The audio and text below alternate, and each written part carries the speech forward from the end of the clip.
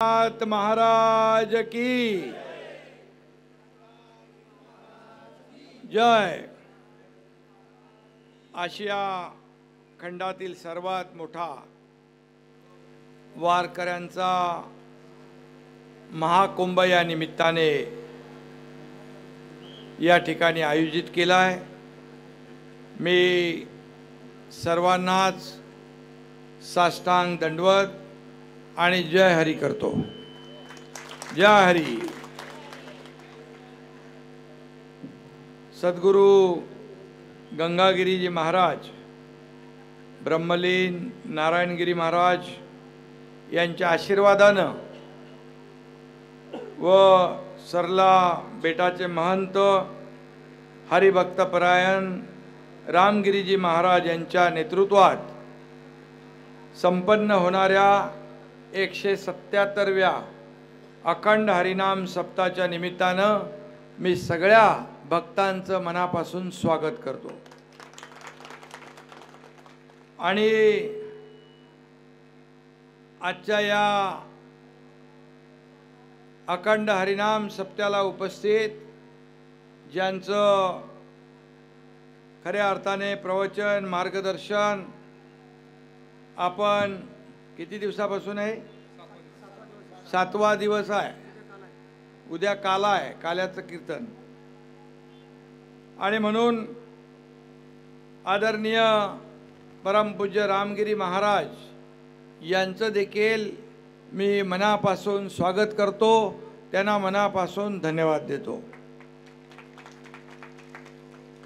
इथं सर्वच उपस्थित आहेत।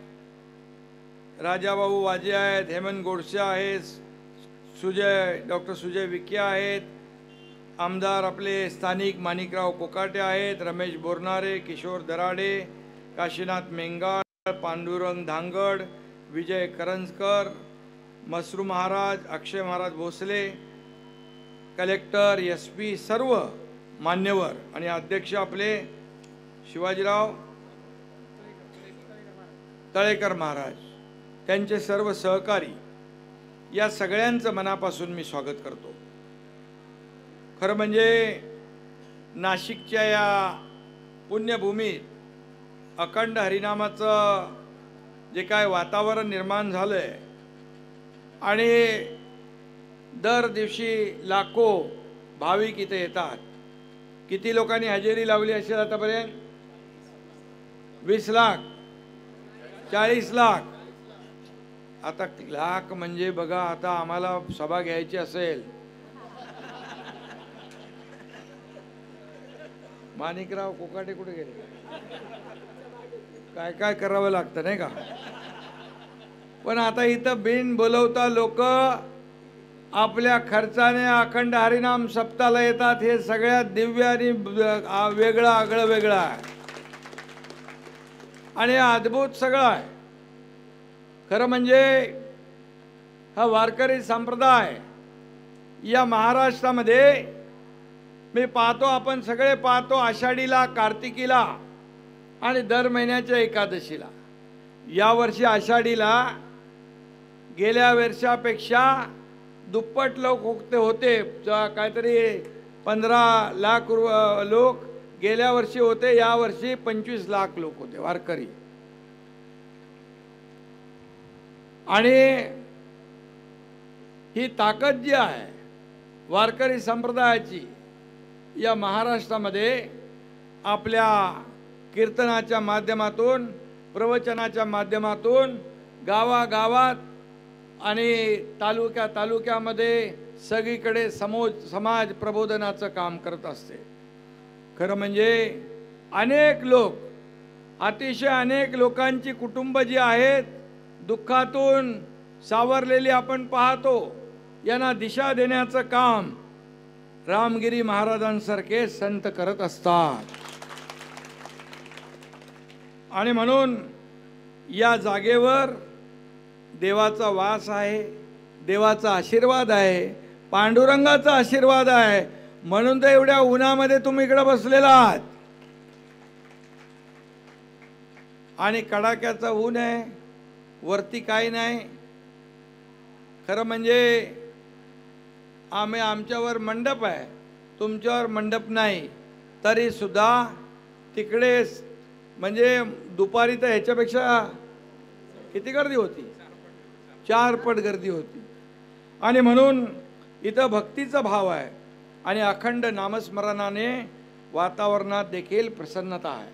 आणि म्हणूनच उन्हा तानाची, पावसाची, वाऱ्याची कोणी पर्वा न करता अशा प्रकारच्या संतांच्या प्रवचनाला, कीर्तनाला लोक आवर्जून हजर राहतात.